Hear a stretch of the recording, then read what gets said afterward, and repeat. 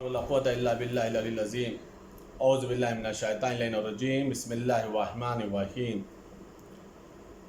الحمد لله رب العالمين والصلاة والسلام على أشرف الأنبياء والمرسلين سيدنا ونبينا وشفيع ذنوبنا وطبيب نفوسنا مولانا مولا الكونين امام المشرقين والمغربين جد الحسن والحسين حبيب إله العالمين أبي القاسم محمد وعلى آل بیتہ الطیبین الطاہرین المعصومین المظلومین المنتخبین المنتجبین. اما بعد فقد قال اللہ تبارک و تعالی فی القرآن الکریم وهو اصدق القائلین وقوله الحق. بسم اللہ الرحمن الرحیم. وما خلقت الجن والانس الا لیعبدون. محترم ناظرین اکرام، آج کی جو ہماری گفتگو ہے وہ عبادات کے مسئلے پر ہے. شریعت اسلامی مقدسہ کے اندر دو چیزیں ہیں. ایک شے کا نام ہے اصول دین اور ایک چیز کا نام ہے فروع دین. اصول دین جسے عقائد کہا جاتا ہے اور فروع دین جنہیں اعمال کہا جاتا ہے. اصول دین اور فروع دین میں ایک فرق یہ ہے کہ اصول دین میں تقلید نہیں ہے. اصول دین میں جن چیزوں کو بھی ماننا ہے ان کے سلسلے سے اس کے لیے اپنے پاس دلائل ہونا چاہیے. اپنے کے پاس چاہے وہ عقلی دلائل ہوں چاہے نقلی دلائل ہوں، لیکن بہرحال اس میں تقلید نہیں ہے. یہ سوچ کر کے کہ فلاں شخص اللہ کو ایک مانتا ہے اور ہم بھی اللہ کو ایک مان رہے ہیں، یہ کافی نہیں. لیکن فروع دین جو ہے، فروع دین کے اس جز کو کہتے ہیں، ان اجزاء کو کہتے ہیں، ان احکامات کو کہتے ہیں، ان اعمال کو کہتے ہیں کہ جن کے لیے تقلید واجب قرار دی گئی ہے. اس لیے کہ ایک انسان میں صلاحیت نہیں ہے کہ وہ تمام مسائل شرعیہ کے رموز کو جان سکے، تمام مسائل شرعیہ میں واجب، مستحب، حرام، مکروہ اور مباح کے مسائل کو سمجھ سکے. لہٰذا اس کے لیے ضروری ہے کہ کسی عالم کی تقلید کرے. تقلید کا مطلب کیا ہے؟ کسی عالم کے فتوے پر عمل کرنے کو تقلید کہا جاتا ہے. عالم کون ہوتا ہے؟ عالم وہ ہوگا جو عاقل ہوگا، بالغ ہوگا، شیعہ اثنا عشری ہوگا، حلال زادہ ہوگا، عادل ہوگا. عادل کا مطلب یہ ہے کہ وہ گناہ کبیرہ اور صغیرہ کو نہ کرتا ہو. اس کے ہمسائے اور پڑوسی سے اگر اس کے بارے میں پوچھا جائے تو وہ لوگ اس کی صرف اور صرف تعریف کریں. جو واجبات پر عمل کرتا ہو، حرام اعمال انجام نہ دیتا ہو، اسے عادل کہا جاتا ہے. اگر ایک انسان کو اس بات کا اجمالاً علم ہو کہ درپیش مسائل میں عالم کی مختلف رائے ہیں، تو مکلف کو چاہیے کہ اس مسئلے میں اس کی طرف رجوع کرے، اس کی تقلید کرے جو تمام عالموں میں سب سے زیادہ مسائل کو بہتر طریقے سے سمجھ سکتا ہو. عالم کے فتوے کو معلوم کرنے کے چند طریقے ہیں. یا تو خود انسان عالم کی زبانی خود سنے، عالم سے ملاقات ہوئی، خود اس نے اس فتوے کو سنا، عالم کے مسئلے سے آشنا ہوا. دوسرا طریقہ یہ ہے کہ دو عادل عالم اس کے فتوے کو بتائیں کہ فلاں عالم کا یہ فتویٰ ہے، فلاں عالم کا یہ حکم ہے. یا پھر انسان عالم کی توضیح المسائل، جو مسائل کی کتاب ہے، اس میں وہ مسائل لکھے ہوئے ہوں اور اس کی طرف وہ عالم نے بیان کیا ہو تو پھر وہ عالم کے مسائل کو عالم کی کتاب سے حاصل کر سکتا ہے۔ عالم کے مسائل میں یا مثال کے طور پہ تقلید کے جو مسائل ہیں وہ اس قدر اہم ہیں، اس قدر ضروری ہیں۔ جو تقلید واجب ہوتی ہے وہ 15 سال کے لڑکے پر اور 9 سال کی لڑکی کے اوپر تقلید واجب ہوتی ہے، لیکن ایک عرصہ گزر گیا اور وہ عمل انجام دے رہا ہے لیکن تقلید نہیں کر رہا ہے، کسی عالم کے فتوے پر عمل نہیں کر رہا ہے، وہ خود مقلد نہیں ہے، لیکن بعد میں اسے اس بات کا احساس ہوا، اس بات کا خیال آیا کہ ہم جو عمل کر رہے ہیں اس عمل کے اوپر تو کوئی تصدیق نہیں ہے کہ ہمارا عمل صحیح ہے یا غلط ہے، جو بھی جیسے بھی اسے خیال آیا۔ اب اگر اس نے تقلید کرنا شروع کی تو اگر موجودہ عالم اس کے گزشتہ اعمالوں کی تصدیق کر دے کہ جو آپ نے کیا وہ صحیح ہے، صحیح تصور کیے جائیں گے، تب تو کوئی بات نہیں۔ لیکن اگر موجودہ عالم نے کہہ دیا کہ اگر یہ آپ نے جو گزشتہ اعمال انجام دیے ہیں وہ صحیح نہیں ہے، تو پھر انہیں سارے اعمالوں کی اسے قضا بجا لانی پڑے گی۔ اگر ایک انسان ایک عالم کی تقلید کر رہا تھا، اس کے فتوے پر عمل کر رہا تھا، اس کے بعد اس عالم کا انتقال ہو گیا، موجودہ جو زندہ عالم تھے اس مسئلے میں وہ اس عالم کی طرف رجوع کرنے لگا، بعد میں اگر وہ چاہے کہ وہ اسی مسئلے میں انتقال شدہ جو مرحوم عالم ہے ان کی طرف وہ رجوع کر لے تو اس کا رجوع کرنا جائز نہیں ہے۔ بہرحال یہ وہ مسائل ہیں جو اصلاً تو ابتدائی مسائل ہیں، لیکن ان مسائلوں کے اوپر خاص توجہ دینے کی ضرورت ہے، خاص طور سے اس مسئلے کی روشنی میں کہ اگر ایک انسان تقلید نہیں کر رہا ہے اور ایک زمانے تک اس کا عمل بغیر تقلید کے چل رہا ہے تو پھر ایسی حالت میں ضروری نہیں کہ اس کا عمل صحیح ہو، سوائے اس کے کہ موجودہ عالم اس کے ان اعمالوں کی تصدیق کر دے کہ ہاں تمہارا عمل صحیح ہے۔ تقلید ایک عقلی اور فطری مسئلہ ہے، ہم اپنی روزانہ کی زندگی میں بھی کسی نہ کسی حیثیت سے کسی نہ کسی کے مقلد ہوتے ہی ہیں، ہر اعتبار سے ہر انسان کسی نہ کسی کا مقلد ہوتا ہے، اس لیے کہ خداوند عالم نے کسی بھی انسان کو سب کچھ دیا ہی نہیں، ہر انسان رجوع کرنے کے لیے محتاج ہے کسی کی طرف کسی بھی مسائل میں، لیکن جب مسائل دین کے آتے ہیں تو اس میں بہت سارے نظریات قائم ہو جاتے ہیں، بہت ساری باتیں پیدا ہو جاتی ہیں، اور جس کا نتیجہ یہ ہوتا ہے کہ انسان کنفیوز ہو جاتا ہے، شک میں پڑ جاتا ہے کہ تقلید کرے یا نہ کرے۔ لیکن میرے برادران ایمانی، آپ اس بات کو محسوس کریے کہ تقلید ایک عقلی اور فطری مسئلہ ہے، تقلید سے کہیں پر بھی انسان بچ نہیں سکتا ہے۔ آج ہماری گفتگو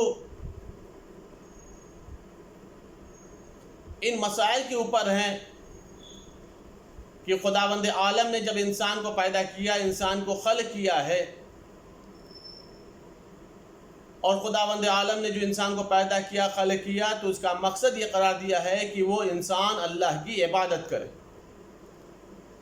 عبادت صرف اور صرف نماز و روزہ اور حج و زکوٰۃ کا نام نہیں ہے، کچھ عبادتیں واجب ہیں، کچھ عبادتیں مستحب ہیں، اور کوئی شمار بھی نہیں کر سکتا کہ کتنے چیزوں کو ہم زمرہ عبادت میں لے آئیں، یہ انسان کے شمار سے باہر ہے۔ لیکن بہرحال ہر وہ انسان کا عمل جو مستحسن ہو، بہتر ہو، خداوند عالم اس کے اوپر جزا بھی دیتا ہے اور اسے عبادتوں میں شمار کرتا ہے۔ آج ایک بات یہ عرض کرنی ہے کہ جب خداوند عالم نے انسانوں کو خلق کیا تو اگر آپ دیکھیں دنیاوی اعتبار سے تو ہر انسان کا رتبہ، ہر انسان کی زندگی گزارنے کا انداز، طریقہ، ہر انسان کے مالی حالات، اقتصادی حالات جدا جدا ہر زمانے میں نظر آتے۔ ایسا نہیں ہے کہ ہر زمانے میں سب کے سب لوگ امیر رہے ہوں یا کسی زمانے میں سب کے سب لوگ غریب رہے ہوں۔ خداوند عالم نے انسان کو خلق کیا ہے، انسان کو اختیار دیا ہے کسب معاش کے لیے، رزق حلال کمانے کے لیے، روزی فراہم کرنے کے لیے۔ کسی بھی طریقے سے جو جائز راستہ ہو، جو حلال راستہ ہو، جو حلال طریقے ہوں، وہاں پہ سے تم کسب معاش کرو، کسب رزق کرو، اپنے اپنے اہل و عیال کی خوشحالی کا سبب بنو۔ یہ خداوند عالم نے انسان کو اختیار اور قدرت دی، لیکن اس کے بعد بھی اگر آپ دیکھیں تو کبھی کوئی غریب نظر آتا ہے، کبھی کوئی انسان امیر نظر آتا ہے، کبھی کوئی انسان بہت زیادہ ثروت مند نظر آتا ہے، کبھی کوئی انسان بہت ہی زیادہ نادار نظر آتا ہے۔ اور یہ چیزیں ہمیشہ سے ہیں، ایسا نہیں کہ یہ آج کا مسئلہ ہے، ہر نبی کے زمانے میں رہا ہے، خود پیغمبر اکرم حضرت محمد مصطفیٰ صلی اللہ علیہ وآلہ وسلم کے بھی زمانے میں رہا ہے مسئلہ، اور یہ ہمیشہ رہنے والا مسئلہ ہے۔ ایسا نہیں ہوگا کہ سب کے سب ہمیشہ امیر ہو جائیں یا سب کے سب ہمیشہ غریب ہو جائیں۔ لیکن جب انسان نازک دل ہوتا ہے، قلب ایک دم نازک ہوتا ہے، تو کسی کی غربت دیکھ کر کے برداشت نہیں کر پاتا، غریبی دیکھتا ہے تو افسوس کرتا ہے۔ انسان کے بس میں جو ہوتا ہے وہ انسان اس کی مدد کرتا ہے، اس کا سپورٹ کرتا ہے۔ یہی مسئلہ پیغمبر اکرم حضرت محمد مصطفیٰ صلی اللہ علیہ وآلہ وسلم کے زمانے میں بھی آیا۔ آپ اس واقعے کے اندر بہت سارے منطقی مسائل کو بھی محسوس کریے گا۔ روایت کے جملے کی پیغمبر کے ایک صحابی ہیں جن کا نام ہے جناب سعد۔ جناب سعد پیغمبر کے مخلص صحابی ہیں، عبادت گزار ہیں، مسجد میں وقت گزرتا ہے، نماز و تسبیح میں وقت گزارتے ہیں، لیکن بیچارے کے پاس پیسہ نہیں ہے، درہم و دینار نہیں ہے کہ وہ کچھ کر سکے۔ پیغمبر بھی جب مسجد میں آتے ہیں تو دیکھتے ہیں کہ سعد بیٹھے ہوئے مصلی پہ دعا پڑھ رہے ہیں، نماز پڑھ رہے ہیں۔ سعد کی حالت یہ کہ سب سے پہلے آتے ہیں، سب سے آخر میں جاتے ہیں مسجد سے۔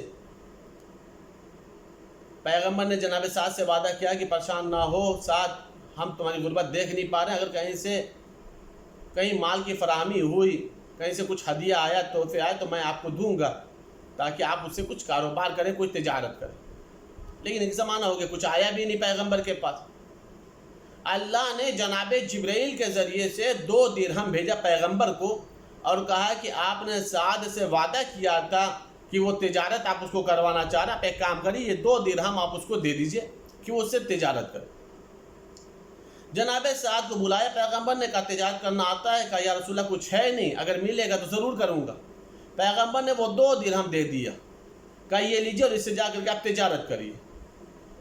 اب چونکہ وہ اللہ کی طرف سے آیا ہوا درہم تھا، پیغمبر کے ہاتھ کا دیا ہوا درہم تھا، اس میں اللہ نے اتنی برکت عطا فرمائی کہ جناب سعد کی دن بدن ترقی ہوتی چلی گئی، رزق بڑھتا چلا گیا، روزی بڑھتی چلی گئی، اضافہ ہوتا چلا گیا۔ لیکن اب حالت یہ ہو گئی سعد کی کہ پہلے مسجد میں سب سے پہلے آتے تھے، جاتے سب سے آخر میں تھے۔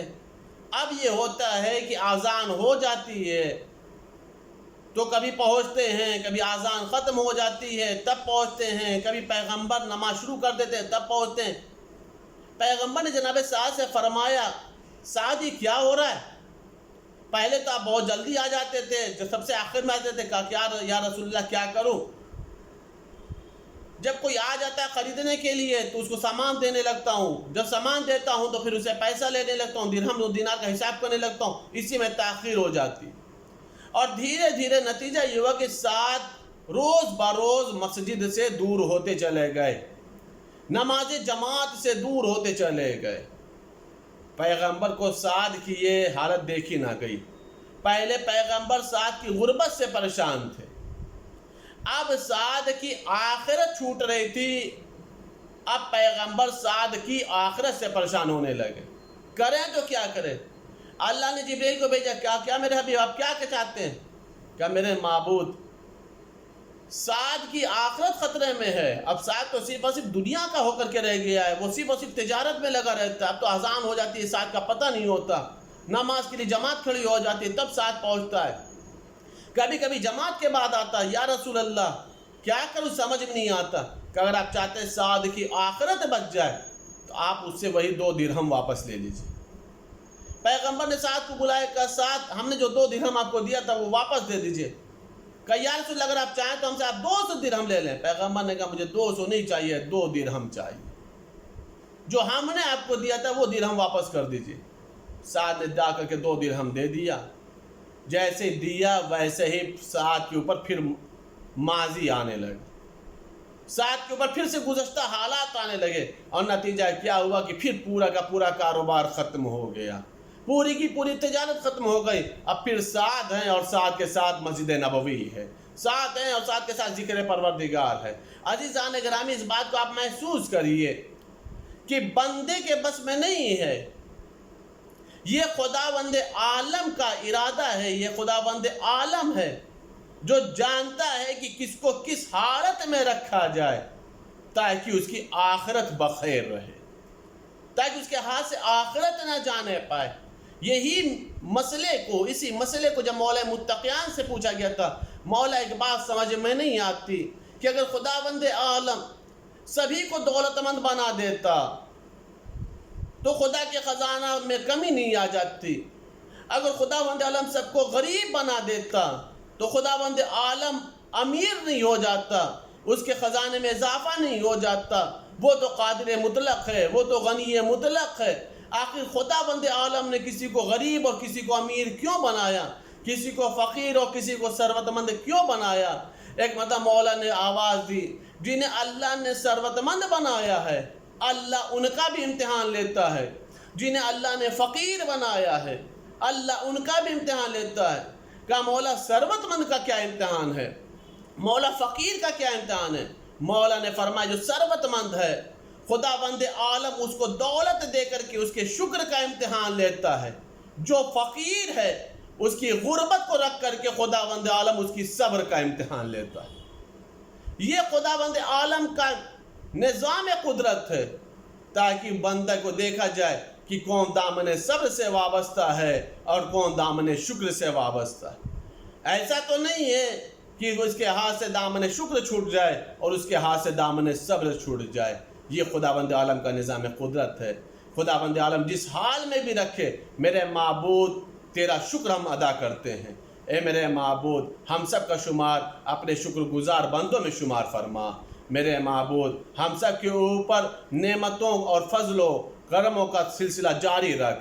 میرے معبود تجھے واسطہ ہے محمد والے محمد کا، ہم سب کی گناہ کبیرہ و صغیرہ کو معاف فرما، تمام محرومین کے گناہ کبیرہ و صغیرہ کو معاف فرما، سب کے رزق اور روزی میں اضافہ فرما. میرے معبود امام زمانہ کے زور میں تعجیل فرما، ہم سب کو ان کے اوان انصار میں شمار فرما.